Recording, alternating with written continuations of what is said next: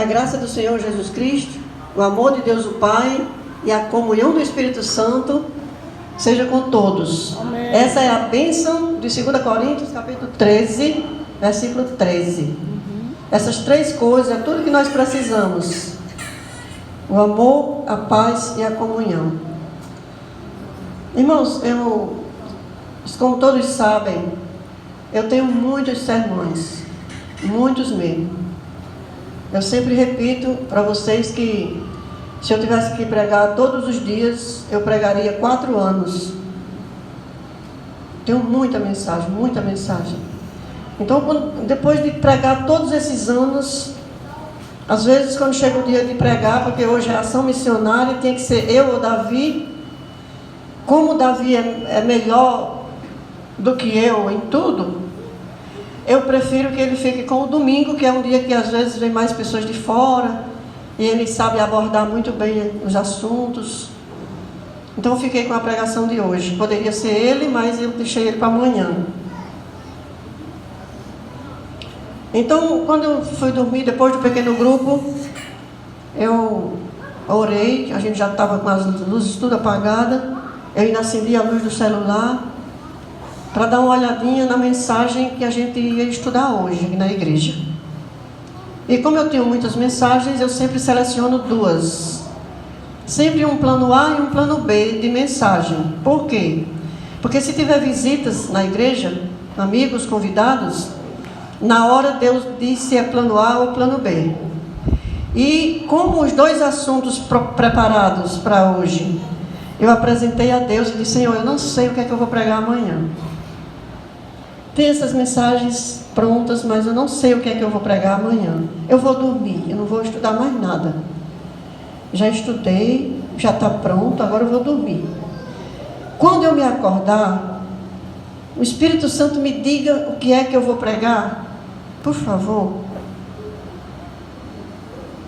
E eu tinha 2 mensagens prontas, aliás, tenho muitas. E quando eu me acordei de madrugada, irmãos, tinha uma resposta na minha consciência, na minha mente. A resposta era: a cor identifica. E por incrível que pareça, irmãos, eu nunca vi tanto preto na igreja como hoje. Quase todas as pessoas que estão aqui estão de preto. Eu contei, sabe quantas que não estão de preto? 4, 5, 6, 7 pessoas apenas que não estão de preto.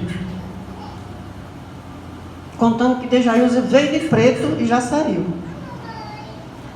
Então, quantas pessoas nós temos aqui? 26. Mais de 20, não é? 26. 26. Só tem 7 que não está de preto. Alguém que está de preto recebeu uma mensagem minha dizendo para você vir de preto? Quem recebeu uma mensagem minha dizendo para você vir de preto? Ninguém, irmãos. Ninguém recebeu essa mensagem, porque eu não mandei mensagem para ninguém vir de preto. E por incrível que pareça, quando a gente se veste para sair, chega na área que a gente olha, os 3 estão usando a mesma cor. Sempre acontece. Às vezes é azul, às vezes é vermelho. Tem vezes que a gente chega aqui na igreja, tem 10 pessoas de vermelho. Vocês já perceberam isso? Pois bem, hoje todos, quase todos, estão de preto.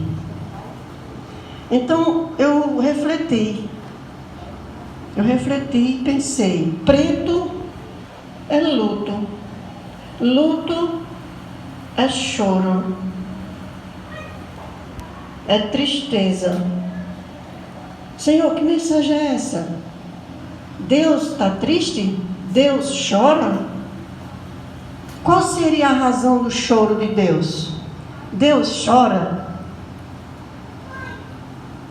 Deus está triste com alguma coisa? Que mensagem será essa? E nós vamos para a Bíblia. Porque a Bíblia diz que Deus chora, que Deus fica triste, que Deus fica de luto. E se vocês vieram quase todos de preto, e preto é uma cor de luto, preto é uma cor de tristeza, de velório, não fui eu que pedi para vocês virem de preto. Deus chora. Deus fica triste. Agora eu pergunto, irmãos, por que Deus fica triste? Por que Deus chora? Será que é por causa da rebeldia do ímpio? Ou é por causa da desobediência dos seus filhos? Quem acha que Deus chora por causa da rebeldia do ímpio, levante a mão. Então Deus chora por causa da desobediência dos seus filhos. Quem concorda que Deus chora por causa da desobediência dos seus filhos? Quem está lembrado da mensagem que Davi pregou dos recabitas?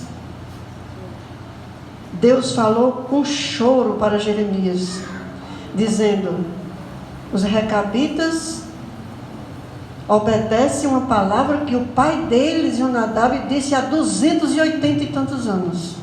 E vocês, que são o meu povo, não se importam com o que eu digo. E Deus fica triste. A tristeza de Deus não é por causa do ímpio, não é por causa da rebeldia do ímpio. Nunca foi, nem no Antigo Testamento e nem no Novo Testamento. A tristeza de Deus, o luto de Deus, o choro de Deus, é por causa dos seus filhos que são desobedientes. Ele fica triste de luto com a nossa desobediência.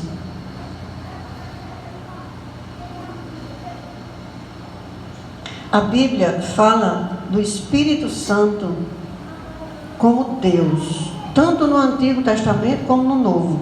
O Espírito Santo é Deus. Eu queria convidar vocês para ler alguns textos e vamos orar novamente. Abra a Bíblia em Romanos capítulo 8.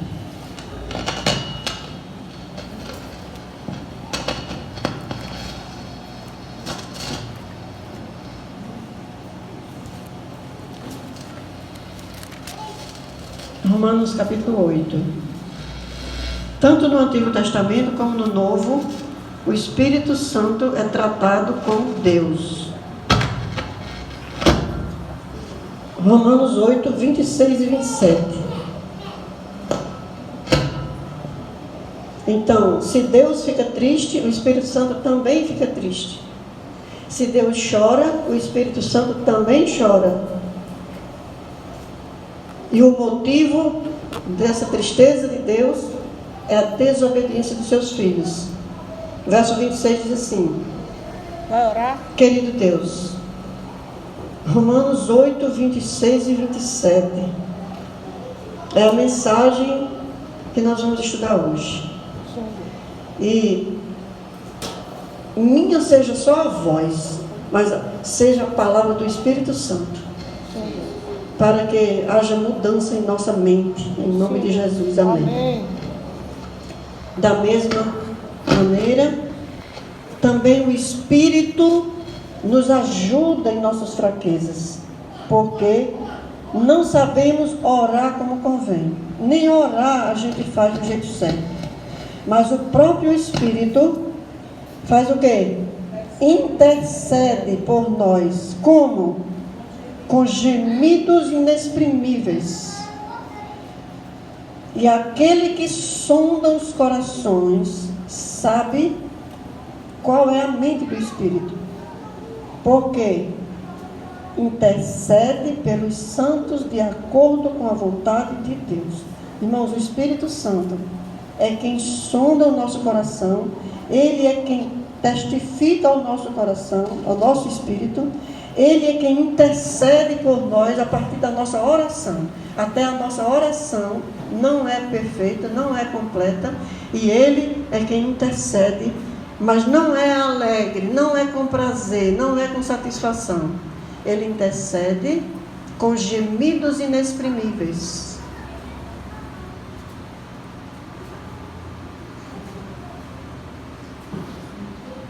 Com gemidos inexprimíveis.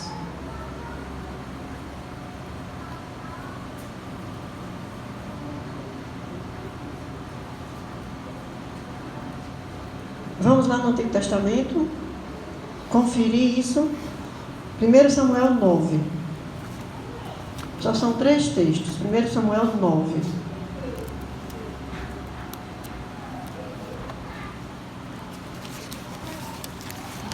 Abra aí, 1 Samuel capítulo 9, versos 6 e 7.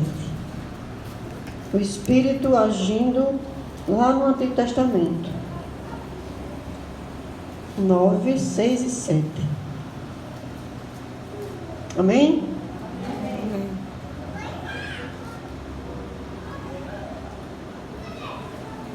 Amém. É Samuel É 1 Samuel, né? 9.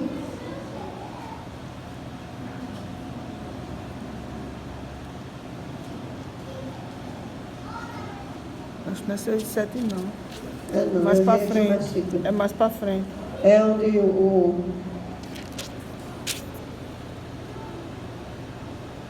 onde o profeta diz a Saul que ele vai encontrar os profetas e os profetas vão orar e ele vai receber o Espírito. Eu perdi aqui o verso. Certo.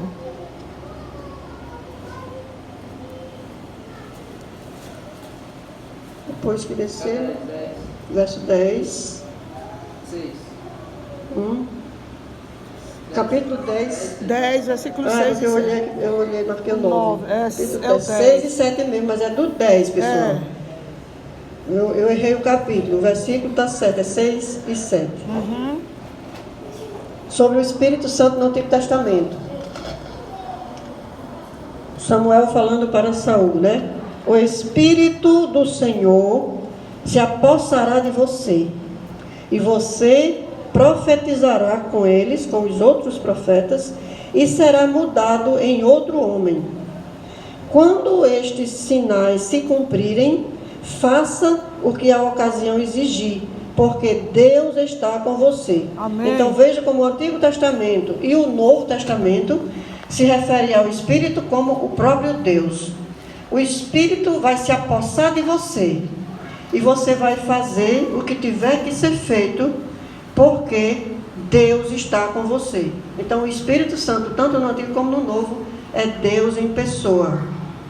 E Ezequiel 36, 27, todo mundo conhece. A promessa de Deus em Ezequiel 26, 36, 27, que diz que o Espírito dará a nós um novo, o quê? Um novo Coração. Vamos ler então. 26. 36, 26 e 27. Ezequiel, abre lá. Ezequiel 36, 26 e 27. Então, a presença do Espírito Santo como Deus não é coisa do Novo Testamento, é coisa da Bíblia toda. 36, 26 e 27.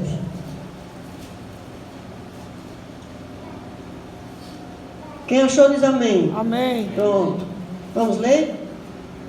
26. Eu lhes darei um coração novo, e porei dentro de vocês um espírito novo.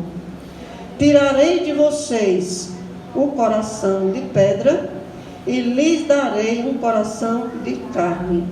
Porei dentro de vocês o meu espírito e farei com que andem nos meus estatutos e guardem e observem os meus mandamentos. Amém. Pronto. Essa é a obra do Espírito Santo.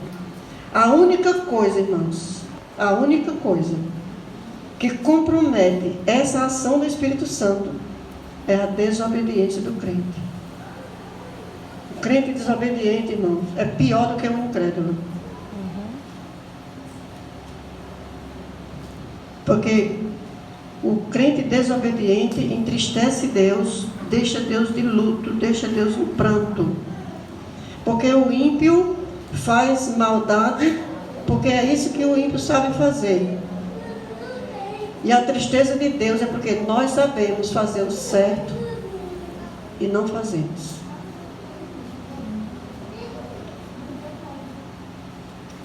Quando nós não cumprimos nossos votos a Deus, nós falsificamos a ação do Espírito.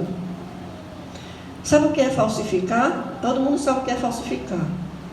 O que a gente pode falsificar? A gente pode falsificar uma marca de roupa. Quando alguém falsifica uma marca de roupa, isso é crime. Quando alguém falsifica um documento, isso é crime. Não é, irmãos? Crime em falsificar documento? É. Quando alguém falsifica uma assinatura, é crime. Além de ser pecado, é crime. Então o texto do Espírito de Profecia diz que quando nós não cumprimos nossos votos a Deus, nós falsificamos a obra do Espírito Santo. E essa é a razão do choro de Deus.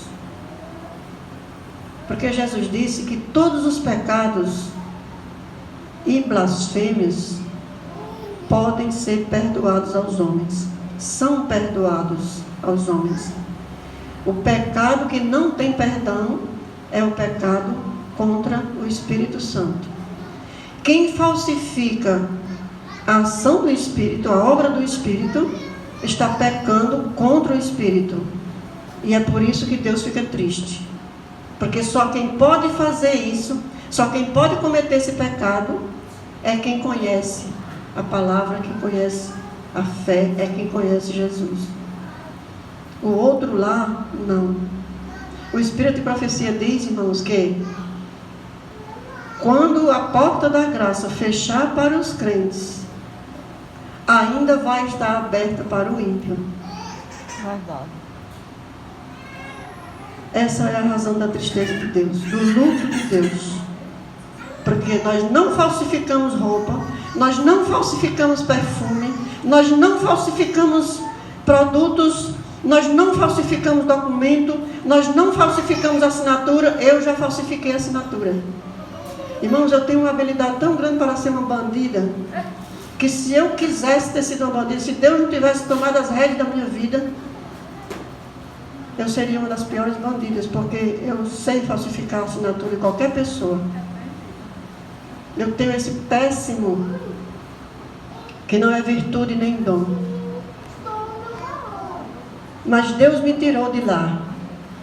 Outra coisa que eu também fazia, e poderia estar fazendo até hoje, se não fosse a ação do Espírito Santo: pressentir algo que vai acontecer. E saber quem é que vai chegar lá na frente da igreja agora. E essa é uma ação do diabo, não de Deus. E eu tinha isso a ponto de dizer: vai abrir o portão, que fulano de tal vai chegar. Deus me arrancou das garras do inimigo. Amém. Mas hoje eu não falsifico a assinatura. Nunca falsifiquei a assinatura para ganhar dinheiro. Falsificava só para mostrar que eu sabia falsificar, e a própria pessoa duvidava que não tivesse sido ela que tivesse assinado. Agora, irmãos, pior do que tudo isso, pior do que falsificar a assinatura para ter lucro, pior do que falsificar uma etiqueta de uma marca para ter lucro, pior do que falsificar um documento para ter vantagem, é falsificar a obra do Espírito Santo. Eu vou pedir a Davi que, se possível, coloque aqui uma ficha de membro no telão. Pode desligar essa luz aqui, por gentileza? Falsificar a obra do Espírito, irmãos, é não cumprir seus votos com Deus. O que é falsificar a obra do Espírito? Não cumprir seus votos com Deus. Se for possível, Davi, está um pouco claro, mas se for possível, coloque uma ficha de membro aqui. Você pode estar perguntando: como é que lá na escala fala de ação missionária? É exatamente esse o assunto. Quando eu orei, eu disse: Senhor, amanhã é sábado missionário. A mensagem é uma mensagem de missão. Missão é para quem é membro da igreja. Então, aqui tem uma ficha. Eu peço à secretária que ajude aí. Quais são os votos que um membro faz ao batizar-se na igreja adventista? Quais são os votos? Comprometo-me. Cadê os votos?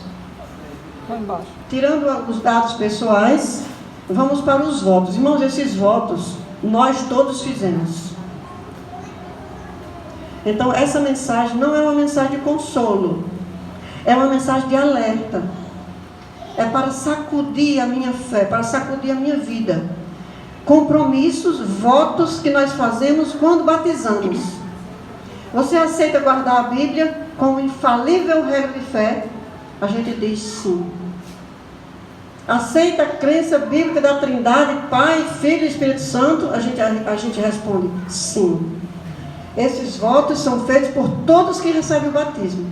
Aceita Jesus como seu Salvador pessoal? A gente diz sim. Guarda os mandamentos de Deus? A gente diz sim. Deixou o uso de coisas mundanas? A gente diz sim. Abandonou as diversões? Ou você está indo para a quadrilha, está indo para o futebol, está indo para... A gente diz sim. Tem um plano de comunhão com Deus para ler a palavra de Deus todos os dias, orar, cantar louvores, buscar, ler a lição da escola sabatina. A gente diz que vai fazer isso. Quando a gente se batiza, a gente diz sim. Estou empolgado, todo comprometido. Quais são os cultos e reuniões da igreja que você frequenta? Quando a gente se batiza, a gente já tem que ser participante das atividades da igreja. Quais são os cultos que essa pessoa vem? Aí a gente vai, meu Deus, essa pessoa só vem no domingo. Mas essa pessoa vai ser adventista. É possível a pessoa ser adventista dominical? Sim ou não? Sim, irmãos. É possível ser adventista dominical. Está cheio aqui. Adventista dominical vem para os cultos no domingo.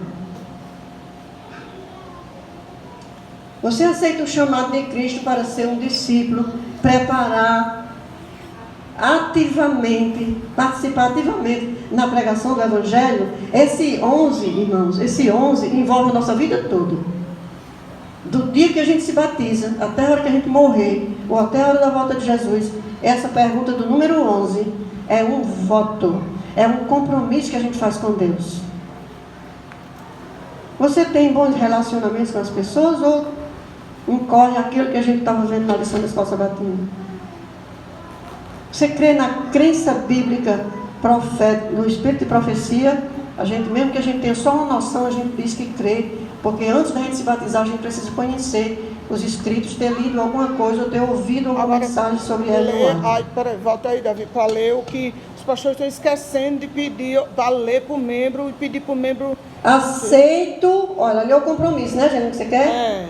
Aceito e creio em todas as crenças fundamentais, normas e princípios da Igreja Adventista do Sétimo Dia, enunciados no manual desta instituição, e estou disposto.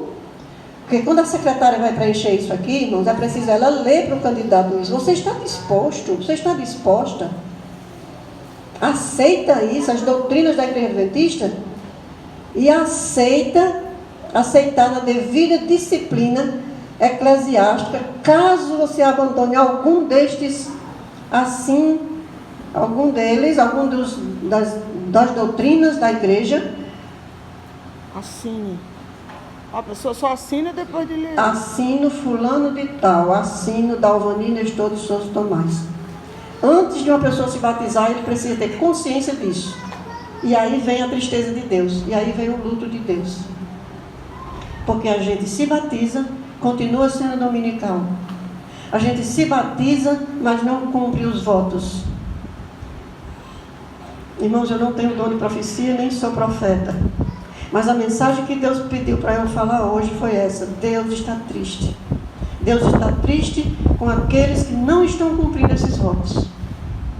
E se você não tem uma ficha de membro junto na sua Bíblia, Davi vai mandar no grupo da igreja para você ter a ficha de membro, para você fazer uso da ficha de membro, para você começar a cumprir seus votos.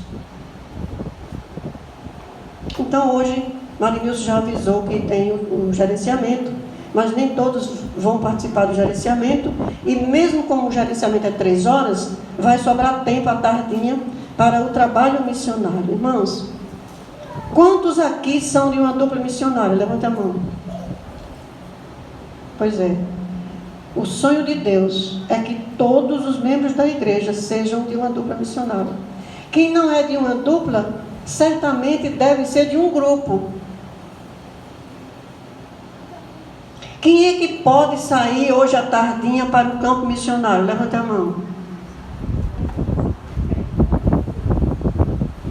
Amém.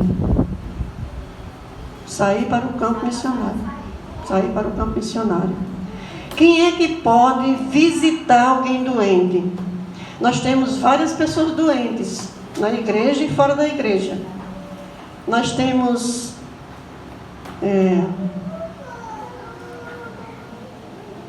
Talita, Lena. Talita de Tebra, que provavelmente tenha sido levada para a UPA hoje de manhã. Tem Vera, que é um membro que se batizou aqui, que mora ali em frente à minha casa. Tem Lena de Baiano. Tem Venina, que está... Nós vamos preencher a ficha dela para o batismo. Está decidida ao batismo. Venina. Tem uma Mimosa e Batista. São Venina. idosos. Quem é Venina, mãe? Que o povo não Todo mundo sabe quem é Venina. Tem alguém aqui que não sabe quem é Venina? Não sabe quem é Venina? A avó de João Batista. Sabe quem é Venina? Está vendo? É a avó de João Batista. Ela está morando. É a sogra de Francisca, mãe de Jailson, então está dada a ficha toda. Ela está aqui na casa de Francisca. Então, essas pessoas, irmãos, fazem parte de nós, do nosso grupo, do nosso convívio, da nossa igreja. E não é só eu e Angelina, Marinilson e Emerson que devem visitar essas pessoas. Porque quando só eu e Angelina visitam, a pessoa como Vera, por exemplo, ela fica pensando assim, a igreja é só Angelina e Davi? Angelina e Dalva e Davi? Então, veja a importância de vocês, irmãos, irem na casa de alguém que a gente vai sempre.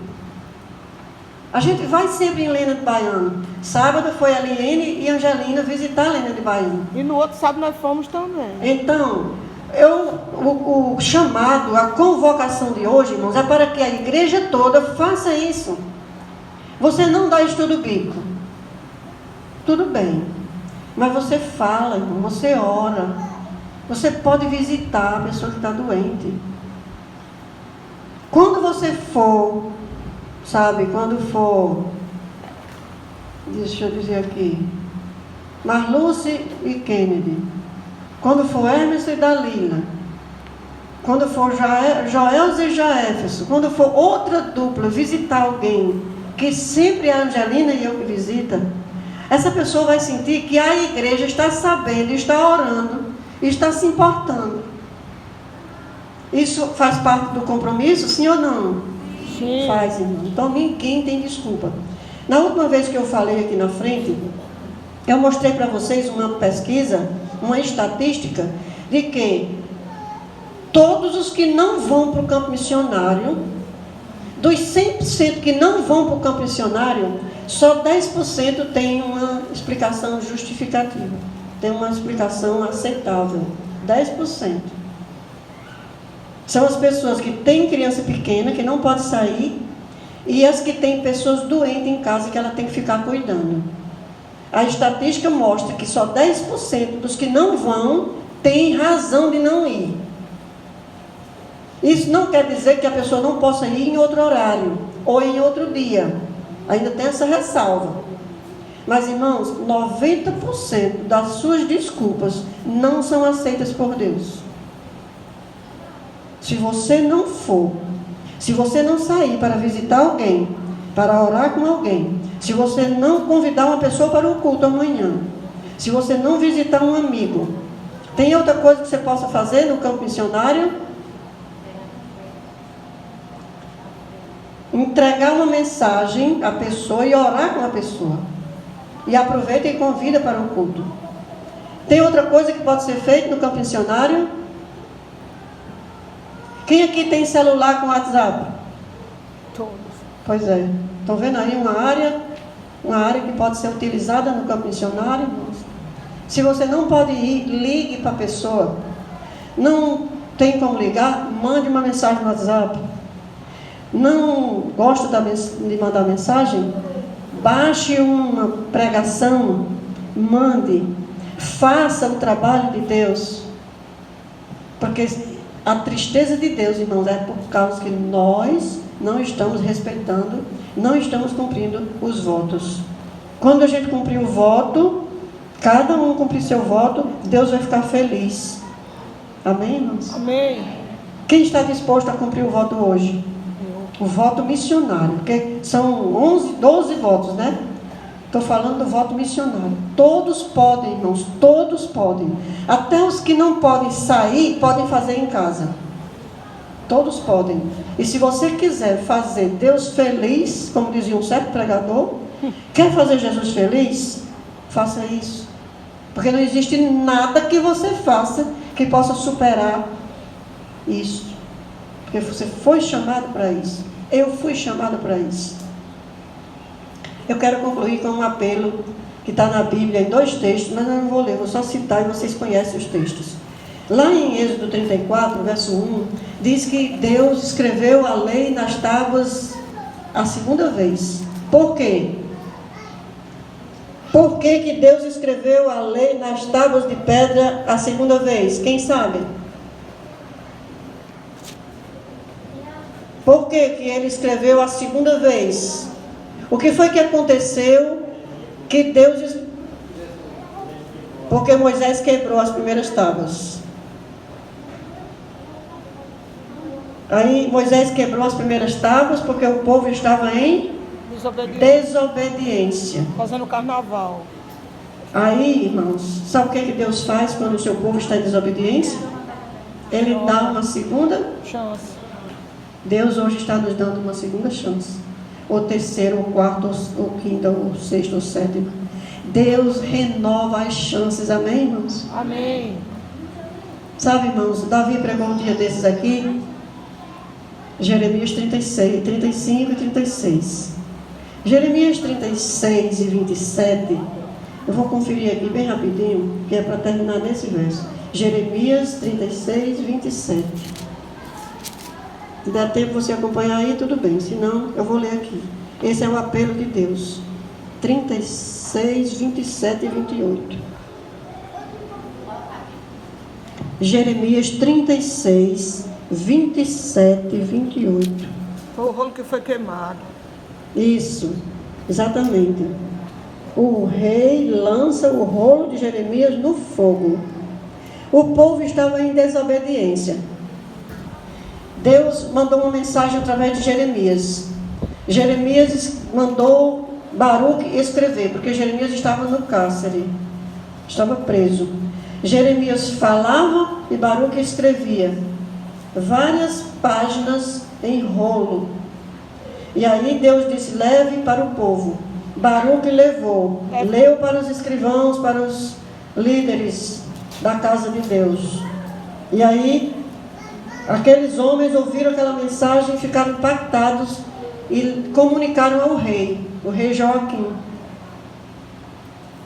E o rei disse: traga os rolos do profeta. Trouxeram o rolo com a mensagem de Deus. A mensagem de Deus era para reacender a fé, era para reanimar o povo, era para consagrar o povo. Assim como essa mensagem de hoje também é, não é para ninguém ficar desanimado.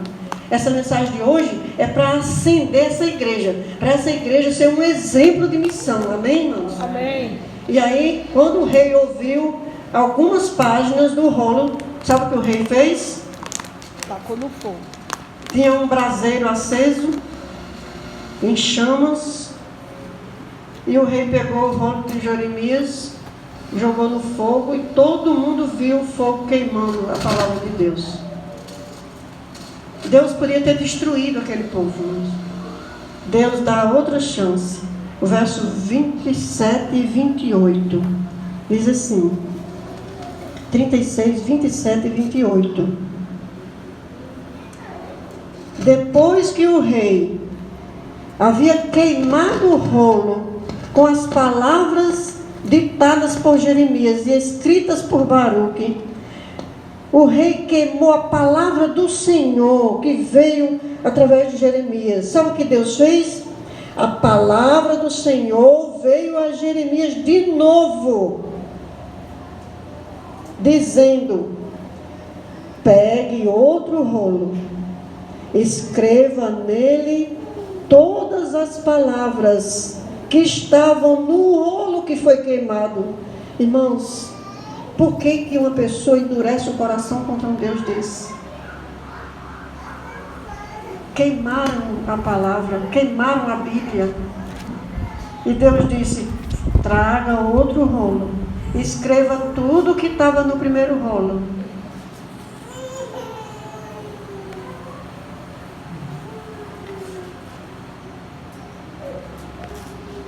E a Joaquim, rei de Judá, diga: assim diz o Senhor, você queimou aquele rolo, ó rei, você queimou aquele rolo. Jeremias escreveu. Escreva de novo, Jeremias.